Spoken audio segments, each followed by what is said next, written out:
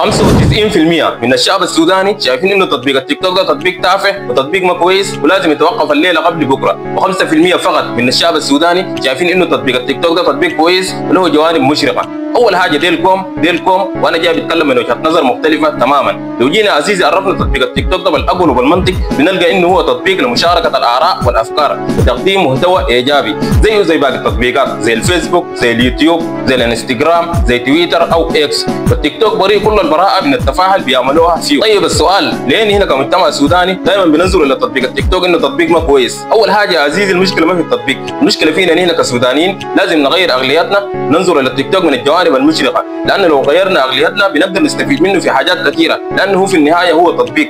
والتيك توك يا عزيزي فيه صناع محتوى كتار لو عايز تستفيد منهم، لو دار الفارقه برضه في ناس كتار ممكن تتابع الفارقه. طيب السؤال ليه الفارقه موجوده في التيك توك وبكثره؟ اول حاجه يا عزيزي مخترع تطبيق التيك توك اللي هو صيني تشانغ مين لما اخترع التطبيق استهدف فئه معينه اللي هي الاعمار من 15 الى 25 سنه، وديل يا عزيزي بتلقاهم دائما في التطبيق بكثره ومن خلالهم المجتمع حكم علينا كلنا. والحاجه المؤسفه يا عزيزي المشاهد انه تطبيق التيك توك ما قاعد يدفع لصناع المحتوى مقابل المشاهدات اي حاجه، حتى لو مشاهداتك اتعدت مليون مشاهده.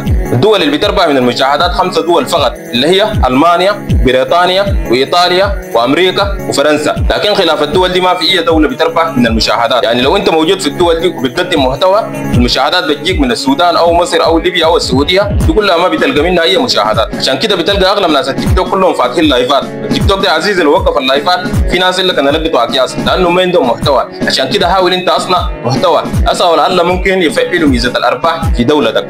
كده يا عزيزي وصلنا الى نهايه حلقتنا. لو شايف نفسك انه مستفيد من الفيديو ادينا لايك، لو ما متابعين اعمل متابعه للصفحه، لو بتشاهدنا على اليوتيوب اشترك في القناه وفعل الجرس عشان تصلك حلقاتنا اول باول، لو بتشاهدنا على باقي المنصات على التيك توك او فيسبوك او انستغرام او تويتر اعمل متابعه للصفحات، واشوفكم في الحلقات الجايه. السلام عليكم.